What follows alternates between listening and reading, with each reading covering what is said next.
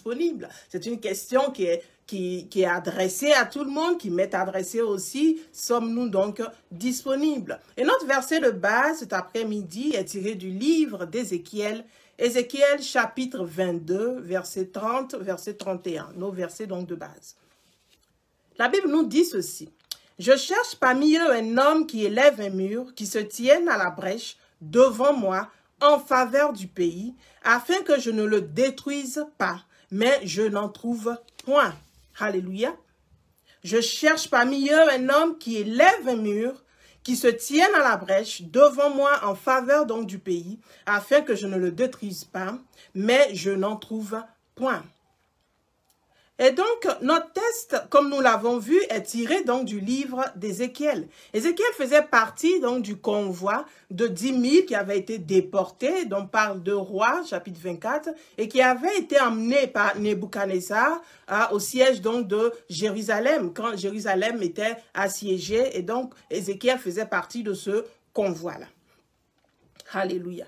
Et donc, c'est pendant donc son exil, pendant ce moment-là, que le Seigneur apparaît à Ézéchiel, que le Seigneur donc lui montre une vision. On est dans Ézéchiel chapitre 1, le verset 1. Il dit le cinquième jour donc du 4e mois de la 30e année, le 5e jour du 4e mois de la 30e année, on se dit probablement que c'est la 30e année donc de l'existence d'Ézéchiel lui-même. Il devait avoir autour de 30 ans à cette période-là, quand le Seigneur donc l'appelait au ministère. Alléluia. Et donc ça c'est selon Nombre chapitre 4, le verset 3. Donc c'était l'âge pour être prête, pour prendre donc ses fonctions. Et donc le 5e jour, donc de ce 4e mois, dans la 30e année, je me trouvais parmi les déportés, près du fleuve de Kébar. Le ciel s'ouvrit et Dieu m'envoya des visions. Alléluia. Et donc, c'était pendant son exil que Ézéchiel, justement, a reçu cette vision. Ézéchiel était donc porte-parole du Seigneur. Alléluia, il était porte-parole du Seigneur, le verset 22, le chapitre 22, justement, le verset 30 et 31 que nous avons lu. Ézéchiel est en train de rapporter donc la parole du Seigneur. Ézéchiel est en train de dire ce que le Seigneur veut qu'il dise. Et ça, Ézéchiel donc rentre dans son ministère de prophète, même étant en exil. On va retenir cela donc pour la suite. Et donc, l'Éternel s'adresse à Ézéchiel en ces termes.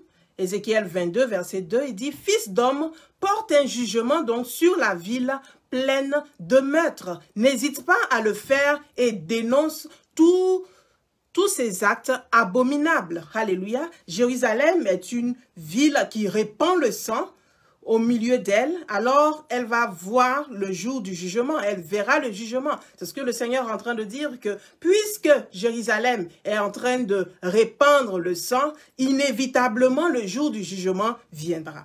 Puisque Jérusalem s'adonne donc à des pratiques d'idolâtrie, justement, Jérusalem verra donc le jugement de Dieu.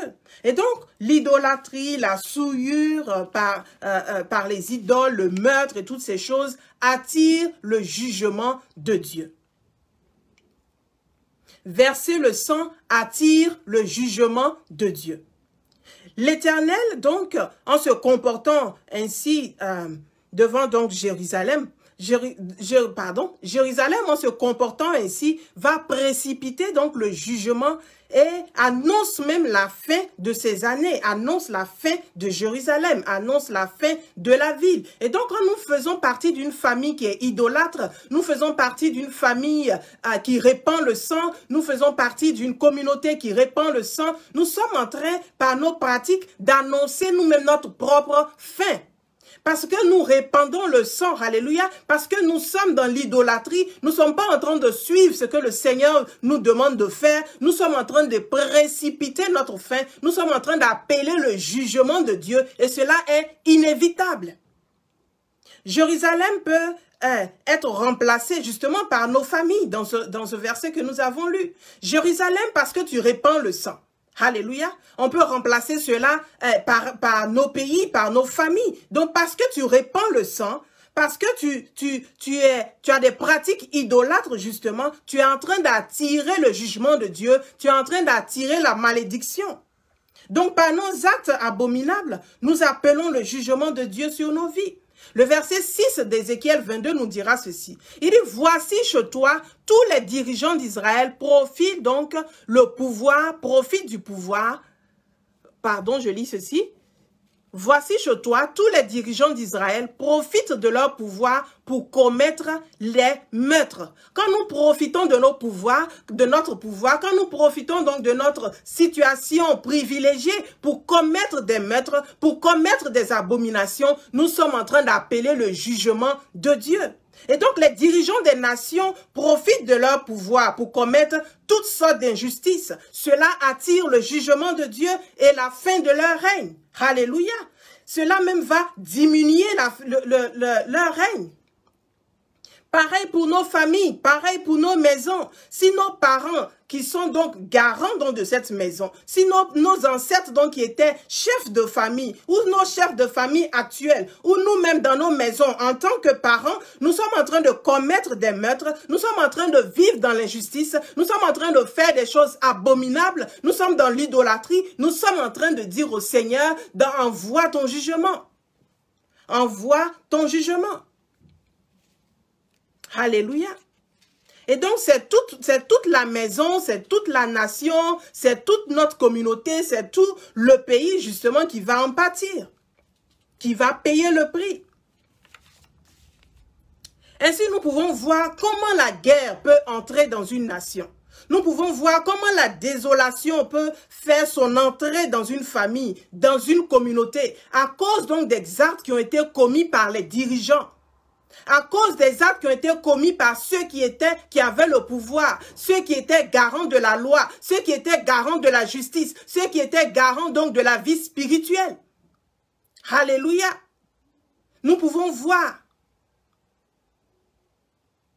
Quand le sang innocent crie vengeance, quand l'âme crie à Dieu pour être délivrée, quand l'orphelin pleure, quand la veuve est méprisée, quand on commet toutes sortes d'injustices sur les servantes, les serviteurs. Quand le sacré est bafouillé, quand le lieu saint est bafouillé, est souillé, quand le père de famille, la mère de famille se rit de Dieu et choisit le diable et les actes diaboliques, nous sommes en train d'appeler le jugement de Dieu. Deutéronome 11, le verset 26 jusqu'au verset 28 nous dit ceci. Deutéronome 11, 26 à 28. Écoutez, je propose aujourd'hui à votre choix la bénédiction. Donc le Seigneur fait une proposition. Il n'est pas en train de se forcer sur nous. Il fait une proposition. Je propose en ce jour à votre choix la bénédiction et la malédiction. La bénédiction, si vous obéissez au commandement de l'Éternel, votre Dieu, ce que je vous donne aujourd'hui, ou la malédiction si vous n'obéissez pas au commandement de l'Éternel, votre Dieu, et si vous vous écartez de la voie que je vous trace moi-même aujourd'hui. Pour faire quoi? Pour vous rallier à d'autres dieux, pour vous rallier à d'autres pratiques, pour faire des choses abominables, pour souiller le temple, pour souiller les familles, pour souiller les nations. Alors c'est la malédiction que vous appelez. Quand vous vous tournez vers des dieux que vous ne connaissez pas, vous appelez la malédiction. Chaque fois alors que nos parents, que nos dirigeants, que nos chefs de famille, nous avons fait ce qui est contraire à la parole de Dieu. Nous avons choisi la malédiction par nos actes. Nous avons choisi la guerre. Nous avons choisi les handicaps dans nos familles. On se souvient donc de cet aveugle. Les disciples avaient demandé à Jésus, est-ce lui qui a péché ou bien ce sont ses parents? Ce qui signifie en clair que le péché des parents a une répercussion sur la vie des enfants. On peut avoir donc des aveugles dans nos familles. On peut avoir des stériles dans nos familles. On peut avoir des handicapés dans nos familles. Pourquoi? Parce que nos ancêtres ont péché. Parce que nos parents ont péché. Parce que nous-mêmes nous avons péché. Et il peut y avoir toutes sortes de sécheresses dans nos maisons, dans nos communautés, parce que nous avons péché. Parce qu'à un moment donné, nous avons choisi la voie donc de l'idolâtrie. Parce qu'à un moment donné, nous nous sommes écartés de la voie de Dieu et nous avons choisi de vivre par nous-mêmes, par nos passions. Nous avons choisi de vivre selon nous-mêmes. Nous nous sommes éloignés de Dieu. Nous nous sommes éloignés du Créateur, du ciel et de la terre. Nous nous sommes éloignés de celui qui nous donne le souffle de vie. Alors nous avons adoré des idoles, nous avons coupé des bois, nous nous sommes réchauffés avec une partie, nous avons fait la cuisine avec l'autre partie et le dernier morceau qui restait, nous nous sommes fabriqués une idole pour venir adorer. Alléluia. Nous avons ainsi attiré le jugement de Dieu. Dans certaines familles, le mariage a été vendu, la prospérité a été vendue, la paix a été vendue. Dans certaines nations, la paix a été vendue. Alléluia. Par nos pratiques, par la pratique des dirigeants. Ils ont choisi le gain personnel. Ils se sont éloignés des voies de Dieu. Alléluia. Quand Adam et Ève, qui vivaient dans la quiétude dans le jardin, qui vivaient dans la sérénité dans le jardin, la Bible nous fait comprendre que le Seigneur venait les visiter. D'ailleurs, quand ils ont péché, que Dieu est venu pour les visiter, comme à son habitude, ils s'étaient cachés. Donc le Seigneur venait les visiter. Ils avaient donc la latitude d'avoir la présence de Dieu comme ils voulaient, quand ils voulaient. Mais quand ils ont péché, quand ils ont mangé du fruit interdit, le Seigneur a dit, tu mangeras de tous les fruits, sauf celui que je te montre, de la connaissance du bien et du mal. Ne mange pas de celui-là. Alléluia. Le Seigneur nous a donné des instructions. Tu ne tueras pas, tu ne voleras pas, tu ne violeras pas, tu ne commettras pas l'impudicité, tu ne te tourneras pas vers d'autres dieux. Tu m'adoreras que moi seul. Il nous a donné des instructions bien précises que nous étions censés suivre. Mais quand nous ne le faisons pas, nous sommes en train d'ouvrir une brèche. Alléluia. Nous sommes en train de tracer le chemin par lequel le diable va venir nous frapper. Nous sommes en train d'ouvrir un chemin par lequel le diable va venir frapper nos maisons, frapper nos familles, frapper nos enfants, frapper les générations futures. Alléluia. Donc quand Adam et Ève pêchent dans le jardin d'Éden, c'est ainsi que le péché rentre dans le monde. Alléluia. C'est ainsi que le péché est rentré dans le monde. Ils avaient ainsi choisi la malédiction. On se souvient de Job qui avait été attaqué par Satan. Alléluia. Et qui avait tout perdu en un seul jour. Job, le chapitre 1, le verset 10 nous dit ceci. N'as-tu pas élevé comme un rempart de protection autour de lui, autour de sa maison et autour de tous ses biens? Donc Satan veut attaquer Job. Satan se rapproche de la vie de Job, il se rend compte qu'il y a une protection autour de Job. Il se rend compte qu'il y a un mur autour de Job. Et donc il va voir Dieu. Dieu lui dit, as-tu vu mon serviteur Job? As-tu vu combien de fois il était intègre? As-tu vu combien de fois il était bon? As-tu vu combien de fois il suit mes commandements? À Satan de dire à Dieu, oui, c'est vrai, il te suit aujourd'hui, mais touche-le un peu et on verra. Mais le Seigneur lui dit, mais touche-le donc. Il dit, attention, il y a une couverture autour de Job, autour de sa famille, autour de sa maison, autour de ses biens. Mais quand cette couverture-là sera enlevée, quand il y aura une brèche, alors je pourrai l'attaquer. Au Seigneur de dire à Job, à Satan, oui, alors vas-y. C'est-à-dire que le Seigneur a fait la brèche, le Seigneur a fait l'ouverture. Alléluia. Nous savons de Job qu'il était un homme intègre, un homme droit, qui reverrait Dieu et qui évitait de faire le mal. Le verset 2 de Job 1 nous le dit.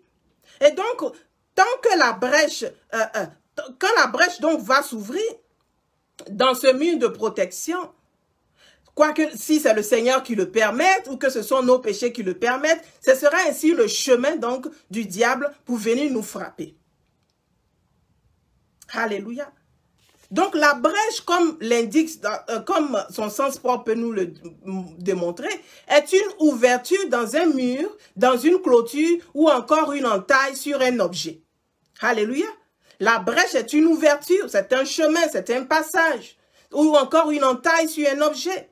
Et la brèche dans une clôture, dans un mur, sur un objet, devient donc le passage pour toutes sortes de choses. Le passage pour toutes sortes de malédictions. Le passage pour toutes sortes d'handicaps. Le passage pour toutes sortes de sécheresses dans nos vies.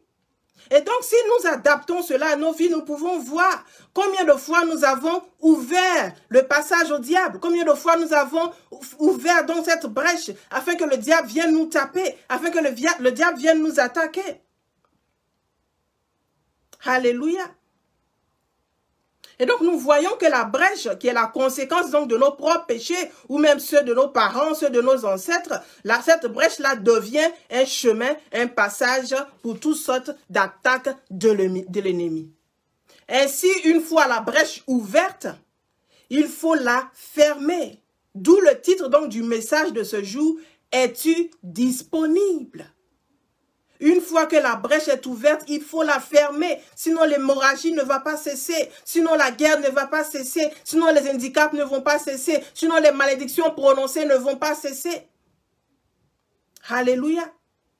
Le psaume 106, le verset 23 nous dit ceci. Et il parla de les exterminer, mais Moïse, son élu, se tint à la brèche devant lui pour détourner sa fureur et l'empêcher de les détruire. Les enfants d'Israël avaient péché devant Dieu, érigeant le veau d'or quand Moïse était monté donc sur la montagne. Ils avaient oublié comment l'Éternel les avait délivrés de la main de Pharaon, et donc la brèche était ainsi ouverte à cause de leur péché. Mais, alléluia, parce qu'ils n'avaient pas choisi Dieu. Mais le choisi de Dieu, alléluia, l'élu de Dieu était à son poste et la plaie fut arrêtée. La plaie a été arrêtée. Comment la plaie a été arrêtée? Parce que le choisi de Dieu, Moïse, s'est mis entre cette plaie-là et Dieu. Alléluia. Le choisi de Dieu, c'est-à-dire Moïse, c'est-à-dire l'élu de Dieu. Il s'est dit, oui Seigneur, je suis disponible. Il s'est présenté et dit, Seigneur, ne les tue pas. Il était à son poste afin que la plaie s'arrête. La Bible nous fait comprendre de près de 14 000 hommes sont morts ce jour-là, mis à part les fils de Corée. Ce qui signifiait que si Moïse ne s'était pas présenté, si Moïse ne s'était pas mis à la brèche, c'est tout Israël qui allait mourir. Parce que c'est le jugement que Dieu avait prononcé contre Israël. Es-tu disponible? Es-tu celui ou celle qui arrêtera la plaie de ta maison, la plaie de ta famille, la plaie même de ton mariage, la plaie de ton foyer, la plaie de ta communauté, la plaie de ton pays? Es-tu disponible? Sommes-nous disponibles? La guerre fait ravage, la stérilité fait ravage, la pauvreté bat son plein, les divorces par-ci, les sécheresses de tout genre sont monnaie courante, les morts précoces, les échecs scolaires. Es-tu disponible pour te tenir dans la brèche, pour élever un mur, pour arrêter l'hémorragie, pour arrêter le jugement? Alléluia, le jugement de Dieu. C'est un appel cet après-midi. C'est un appel à prendre ta position. C'est un appel à te mettre à ton poste pour arrêter, alléluia, tout ce qui se passe. De génération en génération, ça se répète. De génération en génération, les foyers sont bousillés. De génération en génération, les femmes vivent la stérilité. Les femmes vivent le célibat. Les hommes vivent dans la pauvreté. Les hommes et les femmes sont réduits à l'esclavage, à un esclavage de tout genre. Alléluia, esclavage vis-à-vis de l'idolâtrie, vis-à-vis de l'alcool, de l'adultère, alléluia, des péchés sexuels, esclavage de célibat. Es-tu disponible pour ériger ce mur? Le Seigneur nous dit cet après-midi, je cherche mais je ne trouve personne. Je regarde sur la terre, je regarde dans cette famille, je regarde dans ce pays, je regarde dans cette communauté. Je m'apprête à détruire cette communauté, je m'apprête à détruire ce pays, je m'apprête à détruire cette famille. Mais avant, je cherche quelqu'un qui va ériger un mur, quelqu'un qui va se tenir à la brèche pour arrêter l'hémorragie, pour arrêter le jugement, pour arrêter la malédiction. Es-tu disponible? Entends la trompette cet après-midi. Entends la trompette et grimpe à ton poste. Et grimpe à ton poste. Alléluia. Alléluia. Esdras au chapitre 1, c'est l'heure de construire le temple, c'est l'heure de construire ta maison, c'est l'heure de construire ton pays, c'est l'heure de construire ta communauté, c'est l'heure de construire ton foyer. Il dit tous ceux qui sont de la maison d'Israël, tous ceux qui sont de la maison d'Israël, il dit levez-vous, allez-y construire le temple. Alléluia. Entends-tu la trompette cet après-midi? Entends-tu la trompette cet après-midi? Comme le roi Cyrus, je t'appelle à prendre ton poste et aller construire le temple, aller construire cette maison, aller construire ce foyer, aller construire cette nation, aller construire cette entreprise, aller construire ce à quoi le Seigneur t'appelle. Il dit ceux qui sont de la maison, ceux qui sont de la maison, ce n'est pas des étrangers qui vont le faire pour toi. Ce n'est pas des étrangers qui vont construire le temple, alléluia, qui vont construire le temple à Jérusalem, non. On a vu que même quand les étrangers sont venus et qu'ils ont voulu aider à la construction du temple, on les a écartés parce qu'on n'a pas pu retracer leurs origines, alléluia. On n'a pas pu retracer leurs origines jusqu'à une tribu de Jérusalem, jusqu'à une tribu d'Israël. Donc on leur a dit à vous, mettez-vous à côté. Je veux dire à quelqu'un cet après-midi, les choses saintes, les choses sacrées, les choses spirituelles sont réservées aux élus. Les choses spirituelles sont réservées aux élus. Sont réservées à ceux de la maison, à ceux qui font partie du temple. Le Seigneur t'appelle. Écoute la trompette et réponds à ton appel cet après-midi. L'appel à la prière, l'appel à la prédication, l'appel à l'enseignement, l'appel donc à l'étude de la parole de Dieu, l'appel à la sainteté. Prends ta position cet après-midi. Prends ta position. Entends la trompette. Genèse 18, le verset 17 dit, « Alors l'Éternel dit, cacherai-je à Abraham? Cacherai-je à Abraham ce que je veux faire? » Abraham était disponible. Et donc le Seigneur, la Bible nous dit qu'il était l'ami de Dieu. Étant disponible, Dieu lui dit, mais cacherai-je à Abraham ce que je veux faire? Je veux tuer son neveu Lot, je veux tuer Sodome et Gomorrhe, je veux détruire Sodome et Gomorrhe. Est-ce que je vais le cacher? Alors le Seigneur lui dit, il dit à Abraham ses plans, il dit, je vais détruire Sodome et Gomorrhe. Abraham de plaider, de prendre sa position, de plaider avec Dieu. Et si tu trouves 50 justes, et si tu trouves 30 justes, et si tu trouves 10 justes, finalement, Lot est sauvé et il est le seul avec ses filles qui sont sauvées. Alléluia. Le Seigneur ne te cachera rien si tu te mets à la brèche, si tu dis au Seigneur que oui, Seigneur, je suis disponible pour cette maison. Je suis disponible pour cette maison. Je veux être la sentinelle de mon foyer. Je veux être la sentinelle de cette entreprise. Je veux être la sentinelle de cette nation. Je veux être la sentinelle donc de ma maison. Je suis disponible, Seigneur. Alléluia. Alléluia. Si nous nous rendons donc disponibles, l'Éternel ne nous cache rien. Le Seigneur a besoin de nous. Il a besoin de toi, il a besoin de moi, afin que par nous, nos familles soient sauvées, afin que par nous, nos familles soient libérées, afin que l'opprobre qui est sur ta maison soit déchiré. Le Seigneur a besoin de toi. Alléluia. Alléluia. Afin que la malédiction qui a été prononcée sur ta nation soit annulée. Le Seigneur a besoin de toi. Matthieu 22, le verset 13 nous dit ceci. Car il y a beaucoup d'appelés, mais peu d'élus. Nous voyons ici un roi, Jésus qui explique une parabole. Nous voyons ici un roi donc, qui a fait une fête des noces pour son fils, mais les invités, les convives ne sont pas venus. Et donc il dit à ses disciples de partir, à ses serviteurs, allez-y chercher d'autres personnes, allez-y chercher d'autres invités. Et donc, ils se mettent dans la ville et ils cherchent des gens, venez à la fête du roi, parce que ceux-mêmes qui avaient été conviés ne sont pas venus, mais vous venez. Et donc, tout le monde vient. Tout le monde vient. Il se trouve que le roi a fait son entrée donc dans la salle et il aperçoit un homme qui n'avait pas revêtu un habit de noces. Donc, le verset 12 de Matthieu 22 nous dit ceci. Il lui dit, mon ami, comment es-tu rentré ici sans avoir un habit de noces? Cet homme eut la bouche fermée Il est venu comme tout le monde, il avait été invité comme tout le monde, mais il est venu sans habit de noces. Et le verset 14 va nous dire ceci, car il y a beaucoup d'appelés, mais peu d'élus. Le verset 13, pardon. Il y a beaucoup d'appelés, mais peu d'élus. Et donc, qui sont les appelés? Les appelés, c'est toi, les appelés, c'est moi, les appelés, c'est tout le monde. Souvenons-nous de la parabole. Ils sont sortis, ils ont appelé tous ceux qu'ils pouvaient trouver. C'était les instructions du roi. La Bible nous dit d'ailleurs que le Seigneur ne fait acception de personne. Le Seigneur ne fait acception de personne. Et donc, les élus, c'est ceux-là qui ont répondu à l'appel. Alléluia.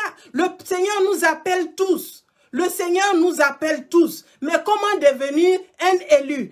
Celui qui est l'élu, c'est celui qui a tout simplement répondu à l'appel de Dieu. Es-tu disponible cet après-midi à répondre à l'appel de Dieu et devenir un élu, devenir une élue? Mais attention, il est rentré, l'un des invités, il est rentré donc sans habit de noces. L'habit de noces, la robe dont nous devons nous vêtir, c'est notre attachement au Seigneur Jésus-Christ. Alléluia. C'est notre attachement au Seigneur Jésus-Christ. Le Seigneur lance l'appel à tout le monde. Il dit dans tous les peuples que ceux qui le craignent, il leur fait grâce. Que ceux qui le craignent, il les fait grâce. Dieu ne fait acception de personne, mais dans tous les peuples, celui qui le craint et qui pratique la justice, lui est agréable. Celui-là peut être appelé un élu. Mais ce qui est fondamental à comprendre, c'est que tous sont appelés. Donc il y a beaucoup d'appelés. Beaucoup d'appelés. Sûrement dans ta maison, tu n'es pas la seule appelée. Tu n'es pas la seule qui a donné sa vie au Seigneur Jésus-Christ. Alléluia. Tu n'es pas la seule. Mais pratiques-tu la justice? Pratiques-tu la crainte de Dieu? Pratiques-tu les œuvres de Dieu? Ainsi tu seras l'élu, ainsi tu seras mis à part, ainsi tu pourras te mettre à la brèche. Alléluia. Comment nous serons-nous qualifiés pour nous mettre à la brèche quand nous pratiquons la justice? Il y a beaucoup d'appelés, mais il y a peu d'élus. C'est ainsi donc que nous rentrons dans la race des élus. Alléluia. Tu veux rentrer dans la race des élus. Ceux à qui Dieu ne cache rien.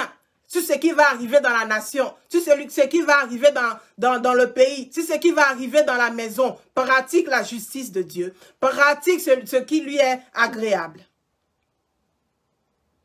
Pendant que nous partageons ce message, si tu n'as pas encore donné ta vie au Seigneur Jésus, lui qui est le chemin, la vérité et la vie, lui par qui nous accédons au Père, alors je veux t'inviter à répéter après moi. Tu as vu la souffrance de ta maison. Tu as vu la souffrance de ta communauté. Tu vois comment toutes tes sœurs n'ont, alléluia, que toutes tes sœurs n'ont jamais eu de relation stable et sont toutes à la maison. Alléluia. Tu vois comment la violence reste dans ta communauté, dans ton pays, dans ta maison. Tu vois comment la pauvreté sévit dans ta maison. Tu veux être celui-là, tu veux être celle-là qui se tient à la brèche et qui se tient dans la présence de Dieu et qui plaide pour le pays et qui plaide pour la nation et qui plaide pour sa maison. Avant, tu dois donner ta vie au Seigneur Jésus. C'est vrai que les serviteurs sont sortis pour appeler tout le monde, comme je t'appelle cet après-midi. Mais pour faire partie de ceux qui ont le droit de rester donc dans cette fête-là, de rester donc dans les noces, il faut être habillé de la justice de Dieu. Il faut avoir donné sa vie au Seigneur Jésus. La Bible nous dit, Jésus lui dit, je suis le chemin, la vérité et la vie. Nul ne vient au Père que par moi. Jésus-Christ est le seul chemin. Il est le seul chemin qui mène au Père. Il est le seul chemin qui mène à la vie. Alléluia. Et donc tu vas répéter après moi, Seigneur, je reconnais que j'ai péché. Je reconnais mon péché. Je me suis éloigné de toi. Je viens à toi avec un cœur repentant pour te demander pardon. Je t'accepte en ce jour comme Seigneur, comme Sauveur. Viens dans ma vie et que ma vie ne soit plus jamais la même. Merci Seigneur au nom de Jésus. Alléluia. Alléluia. Si tu as fait cette prière, je prie à mon tour que le Seigneur te guide, qui te guide vers une église qui est vraiment bâtie sur la saine doctrine, une église qui enseigne la vérité biblique et que Dieu lui-même te guide, que la présence de Dieu ne te quitte point, que la présence de Dieu soit toujours avec toi. Je veux aussi te dire que bien sûr, nous sommes disponibles. Je suis joignable sur la page du ministère, Jesus the Water of Life Ministry. Je suis disponible aussi sur ma page personnelle, Pasteur Amanda Ndapriao. Et vous pouvez bien sûr donc nous contacter. Alléluia.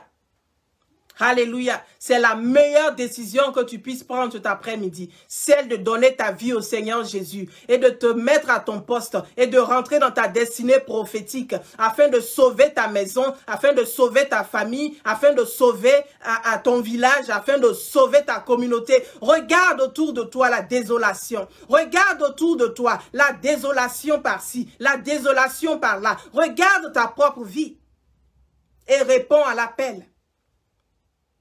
Le Seigneur cherche qui va se tenir à la brèche. Dans Ésaïe 6, le verset 8, il dit, qui ira pour nous? Qui ira pour nous? Peut-être que tu es déjà chrétien, tu es déjà chrétienne, tu as déjà donné ta vie au Seigneur Jésus. Peut-être que tu es déjà sauvé. Peut-être que tu as une relation avec le Seigneur. Mais en ce qui concerne prendre ton poste, te mettre à ton poste, tu n'as pas encore fait ce pas. Tu n'as pas encore fait ce pas. Je veux t'inviter donc cet après-midi à dire au Seigneur, oui, je suis disponible. Je te pose cette question, es-tu disponible? Le Seigneur est en train de te demander cet après-midi, qui ira pour nous? Qui ira pour nous? Alléluia. Souvent, nous sommes dans la maison de Dieu et nous ne connaissons pas la voix de Dieu. Voyons 1 Samuel, chapitre 3, lisons à partir du verset 4. 1 Samuel, chapitre 3, à partir du verset 4. Alors l'Éternel appela Samuel, il répondit, me voici, et il courut vers Élie, et dit, me voici car tu m'as appelé. Élie répondit, je n'ai point appelé, retourne te coucher, et il alla se coucher. L'Éternel appela de nouveau Samuel, et Samuel se leva, alla vers Élie et dit, me voici car tu m'as appelé. Il répondit, je n'ai point appelé, mon fils, retourne te coucher. Le verset 7 nous dit, Samuel ne connaissait pas encore l'Éternel, et la parole de l'Éternel ne lui avait pas encore été révélée. L'Éternel appela de nouveau Samuel pour la 3e fois, et Samuel se leva, alla vers Élie et dit, me voici car tu m'as appelé. Élie comprit que c'était l'Éternel qui appelait l'enfant. Le verset 9 nous dit, et il dit à Samuel, va couche-toi. Si l'on t'appelle, tu diras, parle, Éternel, car ton serviteur écoute. Et Samuel alla se coucher à sa place. L'Éternel vint, se présenta, et il appela comme les autres fois, Samuel, Samuel. Et Samuel répondit, parle, car ton serviteur écoute. Alléluia. Samuel était dans la maison de Dieu. On se rappelle comment il est arrivé. Il avait été promis donc par sa maman. Sa maman a promis donc à Dieu que si tu me donnes un enfant, donc je vais te consacrer cet enfant. Et donc c'est ainsi que Samuel va arriver au temple. Mais ça ne veut pas dire forcément que Samuel connaissait la voix de Dieu. Samuel ne connaissait pas, il ne reconnaissait pas la voix de Dieu. Donc certains d'entre nous, nous sommes à l'église, mais nous ne connaissons pas la voix de Dieu. Nous connaissons la voix du pasteur, nous connaissons la voix du prophète, nous connaissons la voix de l'évangéliste, mais nous ne connaissons pas la voix de Dieu. Parce que Samuel connaissait la voix d'Élie. Il pensait même que c'était Élie qui l'a appelé. Une première fois, une deuxième fois. Et à Élie de lui dire, attends, on dirait que c'est le Seigneur qui t'appelle. C'est l'Éternel qui t'appelle. Donc quand il t'appelle encore, réponds, me voici. Souvent, nous ne reconnaissons même pas la voix de Dieu parce que nous sommes habitués à rester dans le temple. Nous sommes habitués à vivre une vie chrétienne simple, une vie chrétienne vraiment fade, j'allais dire. Mais je veux t'inviter cet après-midi à apprendre donc ton appel, à prendre ta relation avec le Seigneur à un autre niveau. Ne dis pas que non, moi je veux pas m'impliquer dans ces choses. Je ne veux pas faire ceci, je ne veux pas faire cela. Je veux me mettre à l'écart. Samuel était dans la maison de Dieu. Samuel était dans le temple. La Bible nous dit qu'il servait Dieu devant Élie. Mais quel Dieu servait-il s'il ne reconnaissait même pas sa voix? Alléluia. Parce que le Seigneur ne s'est pas encore révélé à lui. Mais le Seigneur avait besoin de Samuel. Alors il vient à Samuel et il l'appelle Samuel, Samuel. Et c'est quand Samuel répond, c'est en ce moment que le Seigneur lui donne maintenant sa feuille de route. C'est en ce moment que le Seigneur lui dit, Samuel, voici où tu peux partir. Voici ce que tu dois dire aux enfants d'Israël. Voici ce que tu dois dire à la maison d'Israël. Je veux dire à quelqu'un cet après-midi, c'est vrai que ça fait des années que tu es dans la maison. Ça fait des années que tu es dans le temple. Mais entends la voix du Seigneur qui te dit, lève-toi et va construire le temple. Lève-toi et va construire ta maison. Lève-toi et envoie la délivrance. Lève-toi et parle de la part de Dieu. Lève-toi et fais ce que le Seigneur t'appelle à faire. Es-tu disponible? Alléluia. Es-tu disponible? Le psaume 115, le verset 16 nous dit ceci. Psaume 115, verset 16 nous dit ceci.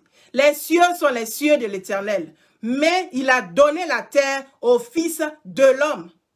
Dieu a donné la terre au Fils de l'homme. Et donc, les miracles qui vont se faire, les délivrances qui vont se faire, les guérisons qui vont se faire sur la terre vont traverser, vont passer par les hommes, vont passer par toi, vont passer par moi.